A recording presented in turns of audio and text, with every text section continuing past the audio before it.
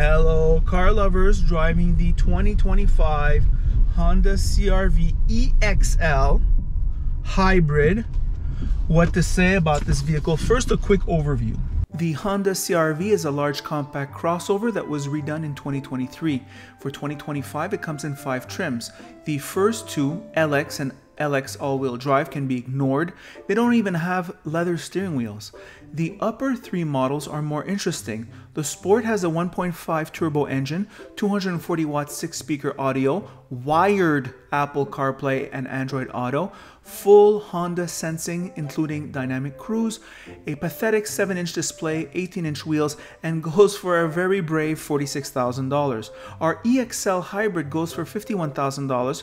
For that money you get full leather, 320 watt 8-speaker audio, 9-inch infotainment, 19-inch wheels, wireless Apple CarPlay and Android Auto, and of course the hybrid powertrain, which delivers 6 liters in the city and 6.9 liters on the highway. Touring gets the much desired 12-speaker Bose audio, which features a premium subwoofer and bragging rights. A few mechanical notes. CRV has a 4-wheel independent suspension with all the models, which is pretty good.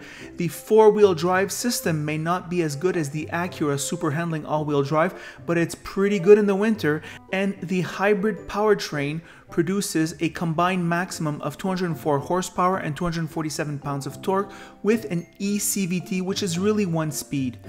Road and wind noise is pretty subdued, and the seats are very good, as is the general build quality. The front and rear room is best in class, one of the most competent products Honda makes. I think it's arguably better than the RAV4 and Tucson, though it is more expensive. There are no deals with Honda.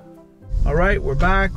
Okay, so what's up with this vehicle? Well, this vehicle, the EX-L, is just below the Touring, all equipped. And really, one of the main differences for me is the lack of the big sound system. I find when I'm paying $51,000 for a vehicle and there is no good sound, a very small sunroof, a very basic infotainment, those are about the main flaws. But that's about it. Let's take it from the top, shall we? Let's look at the exterior styling. Versus the previous generation, this vehicle is much larger looking. It is very large on the inside. This is a big compact. It's a huge compact. All right. Sitting here with Ross, we're pretty big guys. I'm not even rubbing elbows. My mansplaining position is awesome. These seats are very comfortable. That's what I have to say about that.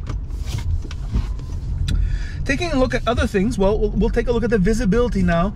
A front window is huge, side window just ginormous, rear 3/4 okay, rear view window above average. This is very good, because when you're driving these big vehicles, you're like looking like this, looking at the corner, looking at things. You know, you need that visibility. Also, you're sitting very high up. I think one of the reasons why people buy crossovers, these mid-size crossovers, or I should rather say compact crossovers, is for that extra height. Gives you that feeling of security, gives you that feeling of seeing things a little bit better, delivered by Honda on that level. The digital dash is very nice. This infotainment looks almost prehistoric when you look at it versus its competitors. However, in terms of the ease of use, the visibility in harsh sunlight, it's just so easy to use. There's a volume knob, there's a home, there's a back button. You are not fumbling in these screens. Now, I'll give you an example right now. You see I'm driving in this Montreal traffic, and I can just raise and lower the volume here. I could go home right here, and I barely take my eyes off the road. Same thing for the climate control. This has to be the most easy to use, best climate control in the world. How come it's only Honda that's doing that? I don't understand. So I can raise, lower the temperature, raise, lower the fan speed. I never take my eyes off the road. You can see it for yourself. All right, so that's how good that is. Very wide here. This is a very wide vehicle. Lots of space here, lots of space in back for the second row, lots of space in the trunk room.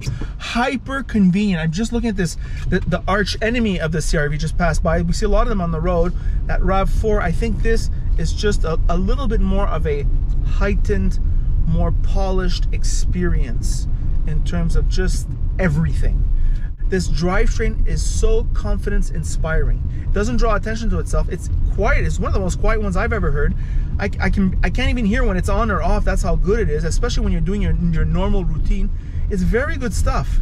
This is high level in terms of, you know, Toyota gets that hybrid badge and Honda doesn't. But the Honda hybrid system, I watch a lot of mechanic shows, and I'm telling you, no one complains about Honda hybrids in terms of the long-term reliability. They're really good, and they're not given the credit they should. It's a very dark interior. The steering wheel, it's very Honda. People who've already owned a Honda, you'll recognize it. Soft grips at 10 and 2, though it is a smidgen thin for my taste. You get the fancy orange stitching here, which is nice. Orange stitching for the seats, which is nice. You get kind of like this plasticky dark gray here, another shade of gray up here, soft touch materials, no cracks, no rattles. This is very good. This is a very competent vehicle. So competent. This is the word I would describe it as hyper competent, right? The experience of Honda evident. I mean, it's seeping through the pores. You know, in this vehicle, there's a lot of Honda. Ross has owned Hondas for 36 years. And here's the kicker. He's only owned 3 of them, and 1 of them he sold almost immediately. All right?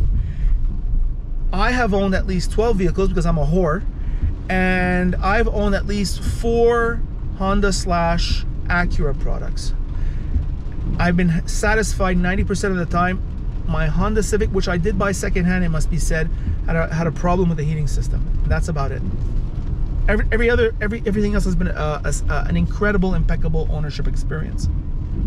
So, is this vehicle Honda biased in terms of the reviewers? I would say yes. It's funny, you talk to Honda owners, it's the same things that come up, the same things that we like about Hondas. I don't currently own a Honda, so you could say that I'm not biased.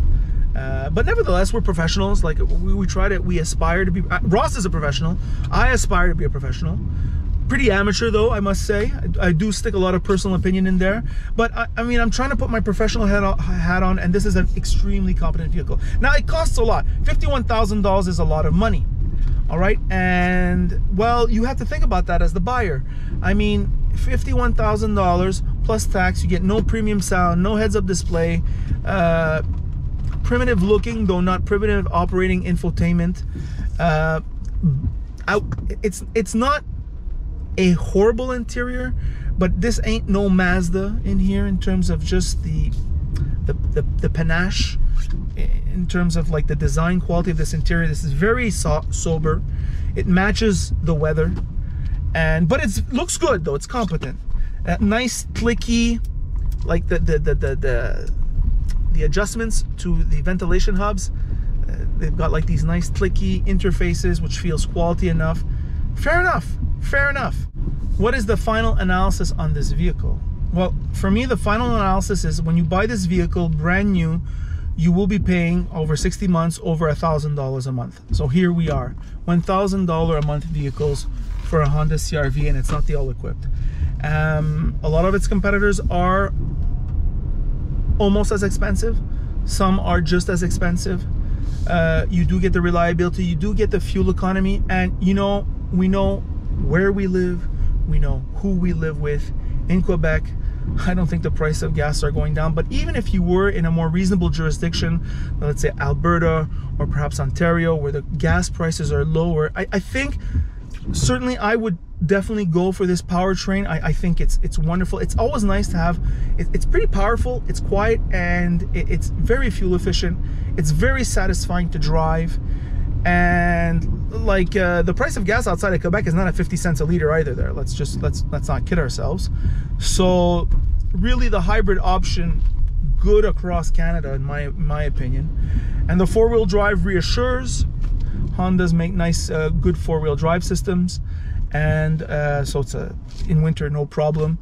So that is the review of the extremely competent yet expensive Honda CRV EX-L. By the way, if you like this video, like it. If you don't like it, don't like it. And if you really like it, well then of course you should subscribe, and that is it.